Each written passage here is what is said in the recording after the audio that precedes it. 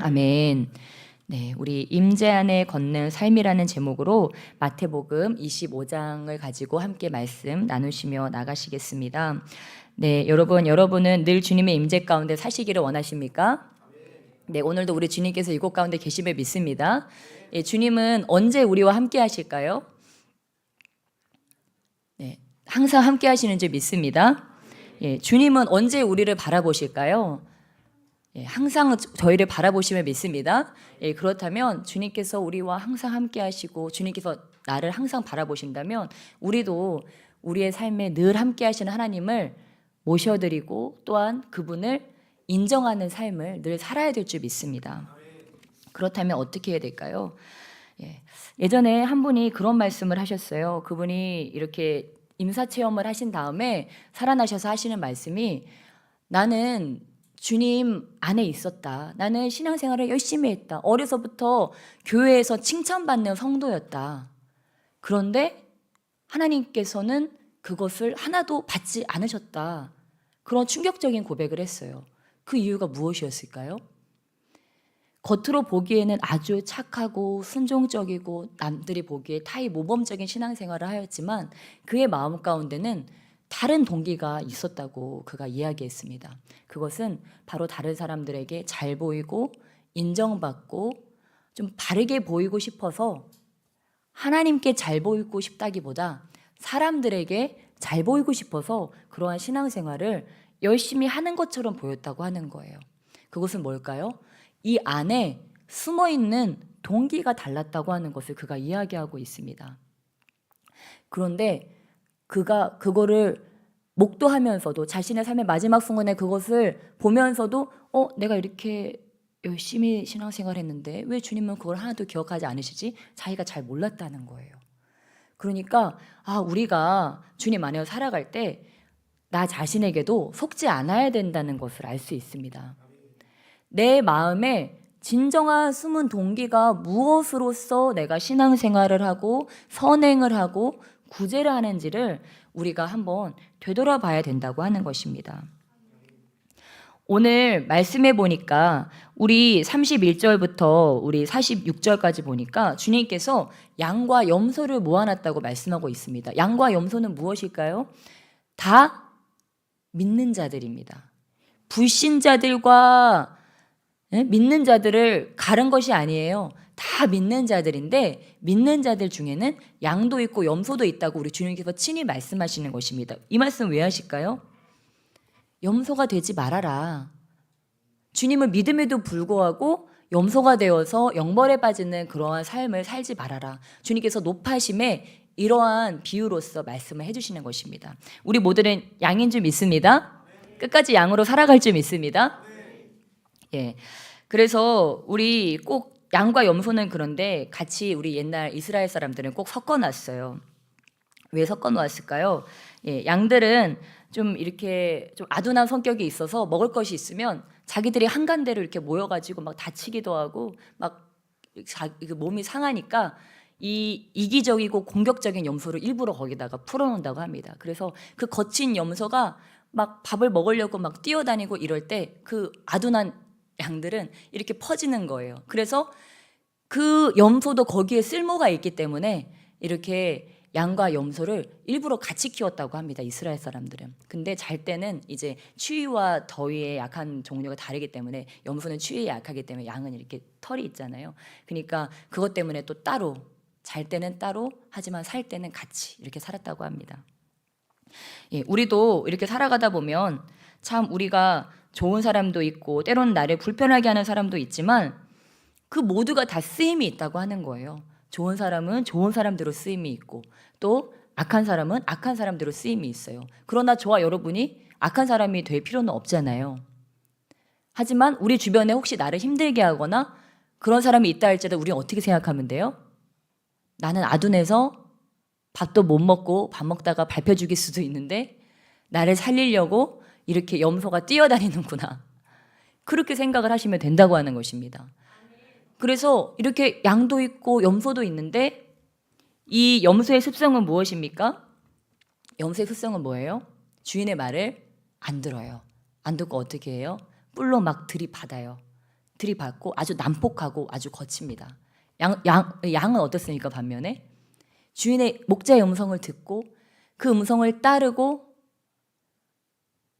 또 들이받지 않고 순종하고 주인을 기쁘게 하는 것이 이렇게 염소죠. 그리고 우리 안에도 이런 게 있어요. 우리 안에도 내 멋대로 살고 싶고 내 욕심대로 살고 싶고 막 난폭하고 거칠고 막 다루어지지 않은 이런 것들이, 이런 염소의 습성들이 있습니다. 그래서 우리가 주님 안에 살아간다고 하는 것은 이런 난폭하고 거칠고 내 멋대로 사는 그런 염소의 습성을 이 양의 습성으로 바꾸는, 하나님의 음성을 듣고 내가 오늘 주님의 어떤 음성을 따라 살아가야 되는지, 내 마음에 어떤 생각을 품어야 되는지, 내 입술에 어떤 말을 두어야 되는지를 자꾸 자기 자신을 점검하면서 지금 내 안에는 뭐가 있지? 지금 내 안에 작동되는 숨은 동기는 뭐지? 나의 오늘 목표는 뭐지? 나는 오늘 잘 먹고 잘 살기 위해서, 우리의 가족을 위해서 달려가고 있나? 아니면 어떠한 부의 축적이나 어떠한 세상의 성공을 향해서 달려가고 있지는 않나? 아니면 나는 오늘 사랑의 실천과 예수 그리스도께서 오늘 나의 삶을 통해서 드러나시고 주님의 사랑과 긍휼이 이 땅 가운데 드러나는 것을, 그것이 바로 내 마음의 숨은 동기인가를 자꾸 점검해 봐야 된다고 하는 것입니다. 근데 이것이 생각의 영역에서부터, 내 마음의 영역에서부터 잘 되면 좋은데 그게 안 될 때도 있어요. 자꾸만 이 마음에 세상의 염려와 근심과 다른 어떠한 세상의 업적이나 그런 것들을 쫓아가려고 하는 그러한 습성이 우리의 삶에 이 주님이 계실 자리를 앗아간다고 하면 우리는 어떻게 해야 될까요? 그때는 이 입술에 하나님의 말씀과 하나님의 찬양을 두어야 된다고 하는 것입니다. 우리는 이 뇌와 마음과 생각이 다 연결되어 있는데 그 다음에 결과가 어디로 나가요? 입과 행위로 나간다고 하는 거예요. 그러니까 나는 주님께로 나가고 싶은데 내 생각과 내 마음을 다 주님으로 채우고 싶은데 그게 잘 되지 않는다. 그러면 찬양을 하는 거예요. 그 신앙의 고백을 내 입술로 하는 거예요. 그러면서 그것을 계속 내가 붙들고 입으로 고백하고 그렇게 행할 때 반대로 그것이 내 입술의 고백이 이제는 내 마음과 나의 생각을 지배해서 다시 주님의 임재 가운데 있을 수 있도록. 그러니까 우리는 이 하나님의 말씀이 작동되는 원리를 알고 나의 마음과 생각에 늘 주님을 두려고 하는 그러한 훈련. 저와 여러분의 삶 가운데 나의 생각 가운데 나의 생각을 100이라고 한다면, 우리의 생각 가운데 우리 주님이 여러분은 몇 프로나 있기를 원하십니까? 아멘. 100에 있으시길 주님의 축복합니다. 우리가 뭔가 집안일도 해야 되고 사업도 해야 되고 공부도 해야 되잖아요. 그런데 교회 안에서는 진짜 100% 주님, 아니 200% 주님으로 막 가득 채워졌는데 막 사업하러 가고 삶의 현장으로 나가서는 갑자기 주님이 0%가 되면서 막 돌변해가지고 딴 사람처럼 살아가고 이제 예배 드릴 시간이지 그러면서 생각도 바꾸고 입술도 바꾸고 마음도 바꾸고 다 바꿔가지고 딱 들어왔어요. 또 여기 200% 됐는데 또 삶으로 가면 또 0으로 이렇게 가면 안 되잖아요. 그러니까 우리가 계속 이 훈련을 하는 그런 과정이라고 하는 것입니다. 주님께서 여기서만 100%, 200%, 300%가 아니고 우리의 삶의 현장에서도, 우리 학교에서도, 우리 가족들이랑 있을 때도 주님께서 100이 되실 수 있도록, 솔직히 100까지는 안 돼도 90%, 80%라도 계실 수 있도록 그렇게 우리가 주님을 늘 우리 삶 가운데 모셔드려야 될 줄 믿습니다. 네, 한 구두장의 할아버지가 계셨는데 그 구두장의 할아버지에게는 한 가지 소원이 있었습니다. 바로 여러분의 소원일 수도 있습니다. 바로 예수님을 단 한 번만이라도 만나는 것이 그 구두장이 할아버지의 소원이었다고 하는 것입니다. 여러분 이것을 소원하십니까? 예수님 만나시기를 소원하십니까? 오늘 그 소원이 이루어질 줄 믿습니다. 네, 우리 주님을 너무 보고 싶었던 이 구두장이 할아버지. 근데 어느 날 이 구두장이 할아버지 꿈속에 예수님이 나타나신 거예요. 내가 너를 만나주겠다. 약속을 하신 겁니다. 그래서 구두장이 할아버지는 설레는 마음에 오늘 만나준다고 하셨어. 막 깨가지고 음식을 막 잔뜩 차려놓고 설레는 마음으로 주님을 기다리고 있었습니다. 그런데 구두가게를 닫을 때까지, 저녁이 저물 때까지 이 구두장이 할아버지가 기다리는 예수님은 오지 않으시고 거지와 사가장수 아주머니와 청소부 할아버지가 이렇게 찾아왔을 뿐이었어요. 그래서 이 구두장이 할아버지는 이제 실망을 하고 이제 예수님이 안 오셨구나. 그런데 이 사람들이 너무 배고파 보이니까, 너무 날씨도 춥고 가여워 보이니까 예수님을 위해서 준비해놨던 그 음식을 그 거제에게도 좀 주고, 그 청소부 할아버지한테도 좀 주고, 그 다음에 그 사가장수 할머니한테도 좀 드렸어요. 예수님을 드릴 것이 남지도 않았어요. 하루는 다 저물어 버렸고요. 그래서 이분은 좀 서운한 마음을 가지고 잠이 들었습니다. 예수님이 또 꿈속에 나타나셨어요. 여러분은 아시죠? 예수님 뭐라고 하셨을까요? 구두장의 할아버지가 물어봤죠. 예수님, 왜 저를 오늘 안 찾아오셨습니까? 내가 너를 3번 찾아갔다. 그런데 3번 다 대접을 잘 받았다. 고맙다. 그렇게 이야기를 했다고 하는 것입니다. 저와 여러분이 오늘 하루를 살면서도 그랬을지 몰라요. 나는 왜 항상 이렇게 보잘것없는 일을 해야 되지? 나도 뭐 예를 들면 뭐 저 같은 경우에는 이렇게 뭐 한 60, 70명 설교하는 것이 아니고 아버지 한 3, 4천 명 앞에서는 설교해야 되지 않겠습니까? 뭐 그런 포부를 가질 수도 있고, 여러분도 내가 한 세대 다니는 것이 아니고 카이스트 다니고 싶은데 뭐 이런 생각을 할 수도 있고, 우리가 집에서 살림을 하는 것이 아니고 나도 저기서 막 워킹맘이 돼가지고 나 멋있게 막 일하고 싶다, 막 그렇게 생각을 할 수도 있고, 우리가 막 거창한 거를 꿈꿀 수 있어요. 그러면서 나의 일상을 아주 하찮고 보잘것없는 것으로 폄하하고 있을 수도 있다고 하는 것입니다. 이 구두장의 할아버지도 그랬다고 하는 거예요. 예수님이 오신다고 했는데 누추한 거지, 노숙자, 그런 분이 찾아왔어요. 아무도 더 얻어보지도 않고 상대해 주기도 싫어해요.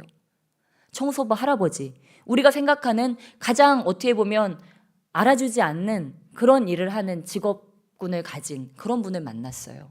사가장수 할머니, 사가장수 그 아주머니는 어땠겠습니까? 장사꾼이에요. 그냥 우리가 생각할 때는. 그런데 예수님 뭐라고 하셨습니까? 그게 바로 나다. 옆에 계신 분을 한번 쳐다보시기 바랍니다. 그게 바로 나다. 우리 예수님께서 지금 우리에게 그렇게 말씀하고 계시다고 하는 것입니다. 나랑 한 이불 덮고 잔다고 무시하는 내 남편, 내 아내, 내 뱃속에서 나왔다고 멸시하고 학대하는 내 자식, 나한테 이러한 삶밖에 주지 않았다고 내가 때론 저주했던 우리 부모님, 우리 가문, 왜 숫자가 요것밖에 안 되냐고 무시했던 우리 교인들, 우리 교회, 왜 학벌이 별로 좋지 않냐고 무시했던 우리 학교, 이놈의 직장 퇴사해야지, 늘 사표를 품고 다녔던 우리 회사, 그게 뭐예요? 그게 바로 나다. 이것을 예수님의 음성을 들으시기 주님의 축복합니다. 네, 그러니까 여러분, 파랑새는 멀리 있는 것이 아니고 예수님은 멀리 있는 것이 아니고 내 가장 가까운 곳에 있다고 하는 것입니다. 그래서 여러분, 내가 나 자체가 얼마나 귀한 존재인지를 깨닫기를 원합니다. 옆에 있는 사람만 그러겠어요? 나는 또 뭐예요? 나도 작은 예수님이라고 하는 거예요. 다른 사람 입장에서 보면요, 우리가 때로 착각하고 나는 진짜 보잘것없는 사람이야, 나는 정말 볼품없는 사람이야, 그래서 나 자신을 하대하기도 하고 나를 보잘것없다고 생각하기도 하고, 또 그러한 자아상을 가지고서 다른 사람들도 이렇게 아주 낮게 바라보고 막 무시하고 하대하고 그렇게 살아갈 때가 있어요. 근데 주님은 그러한 삶을 원치 않으신다고 하는 것입니다. 나 자신을 귀한 존재라는 것을 내가 자각하고 그것을 알고 나 자신을 축복하고 나 자신을 존귀히 대하면서 또 내 옆에 있는 사람을 더 존귀히 대하는 사람. 네, 여러분, 여러분의 집에 지금 여러분과 같이 살고 있는 사람들, 여러분보다 못한 존재일까요? 여러분보다 나은 존재일까요? 지금 방 사람들 쳐다보셨나요? 네, 우리 맞아요, 여러분. 우리 남자분들 그 여자분하고 결혼하려고 옛날에는 꽃다발도 갖다 바치고 맛있는 것도 사주고 그랬잖아요. 예. 우리 여자분들도 그 남자한테 잘 보이려고 화장도 열심히 하고 그 되지도 않는 그 예. 아무튼 그렇게 열심히 머리끝부터 발끝까지 열심히 치장을 했었잖아요. 그렇게 해서 이제 만났는데 우리 집에 같이 살고 있고 예? 이제 볼 거 안 볼 거 다 보니까 이제 이 사람은 그냥 그런 사람인가 보다. 그것이 아니라고 하는 것입니다. 우리 주님은 우리 눈에 보기 어떠하든지 네가 어떻게 느끼든지 그 모든 걸 다 떠나서 우리 주님은 그게 바로 나다. 그래서 여러분 우리가 하나님의 말씀을 너무도 잘 알고 있고 잘 읽고 있는데 우리가 성경 공부도 많이 하지 않습니까? 그런데 주님께서 마지막 때에 보시는 것은 바로 이거라고 하는 거예요. 내 옆에 있는 사람들에게 네가 어떻게 대했느냐, 네가 생각하기에 가장 보잘것없다고 생각하는 자들, 인간들이 생각하기에 가장 편하고 가장 자신보다 못나다고 생각하는 너희들끼리 정한 그러한 기준으로 지극히 작다고 생각하는 그러한 자들에게 네가 어떠한 숨은 동기를 가지고 어떻게 대했느냐가 바로 주님께서 우리를 재시는 그 측량하는 저울, 그 자라고 하는 것입니다.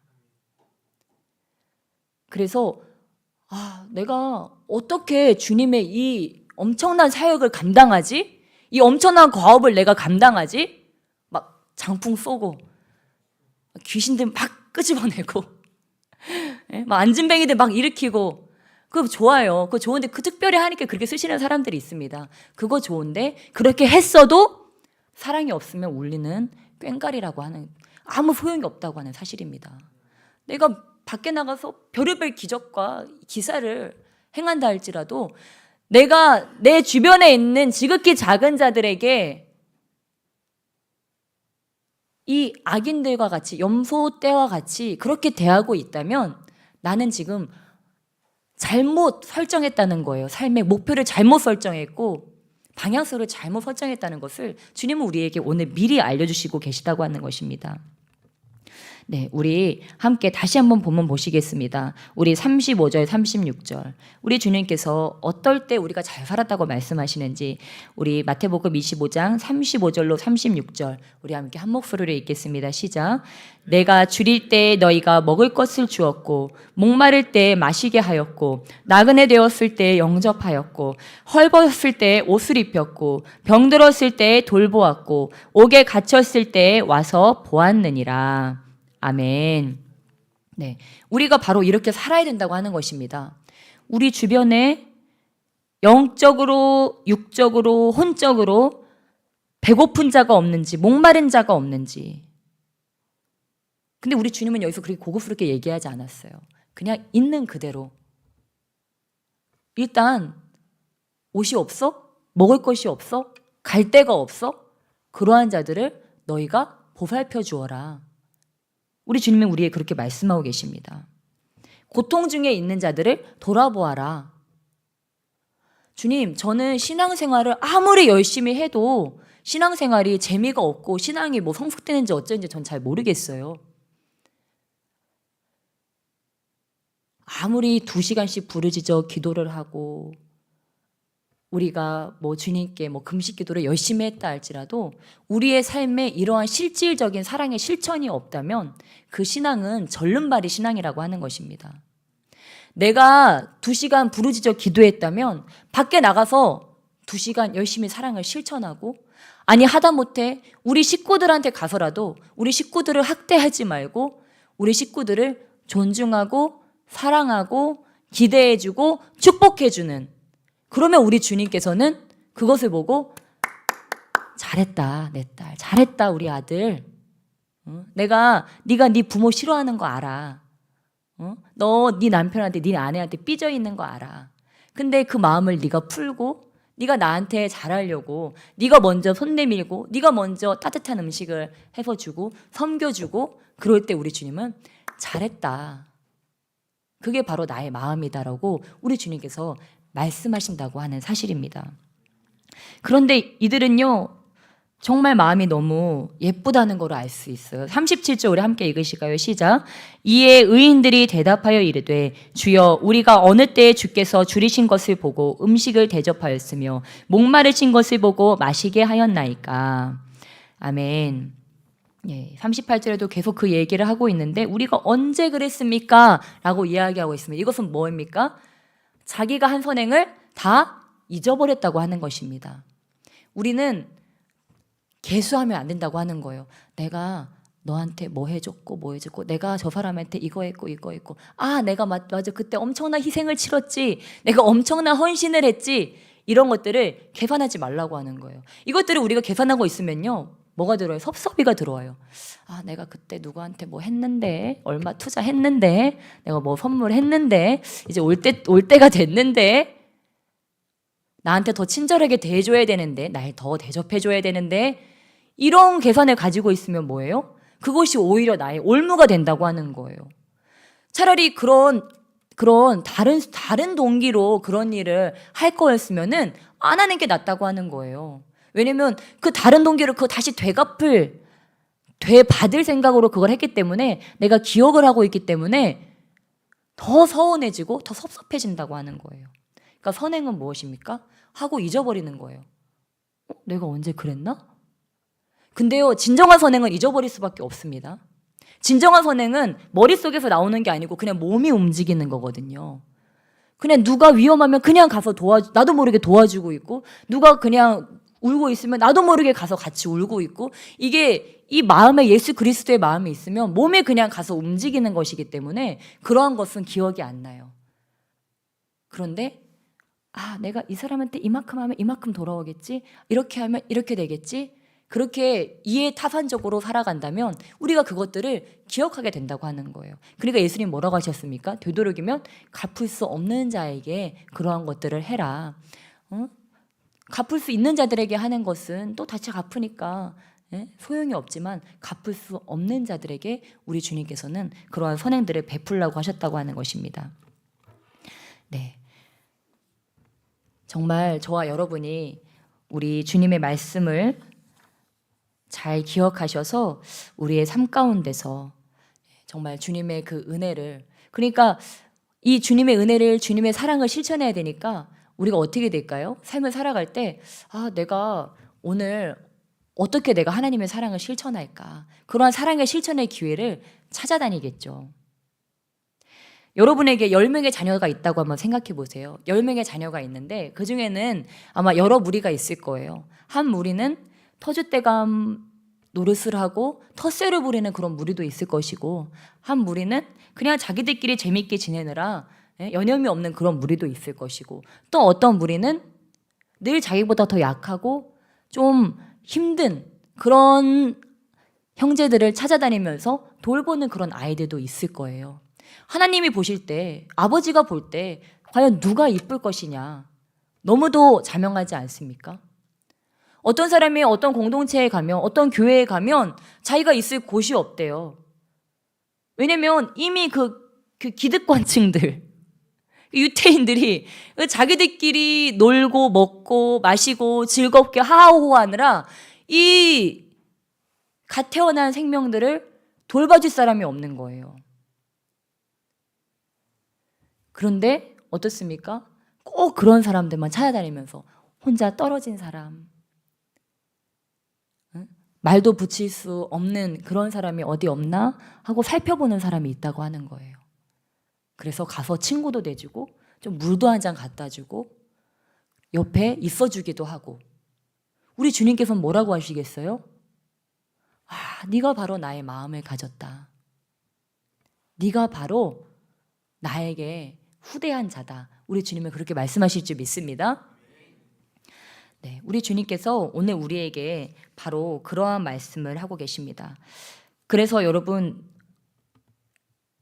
우리가 이 주님의 사랑, 이 주님의 하나님을 사랑하고 이웃을 사랑하라고 우리 주님께서 말씀하셨는데, 우리가 우리의 말씀을 정리하겠습니다. 우리가 우리의 삶 가운데서는 이 하나님을 사랑하는 것을 기억하고, 내가 모든 어떠한 일들을 할 때, 때로는 정말 밥을 하더라도, 정말 학교에 가서 공부를 하더라도 하나님을 이 사랑하는 마음으로 이것이 내가 우리 아버지를 잘 모시는 길이야. 내가 이것이 하나님의 사랑을 실천하는 것이 하고 그런 소중한 마음으로 나의 학업과 나의 일과 나의 가사일과 아이들을 돌보는 일이나 또한 내 직장에 가서 하는 일들을 하나님을 사랑하는 마음으로 하고 또 첫 번째는 우리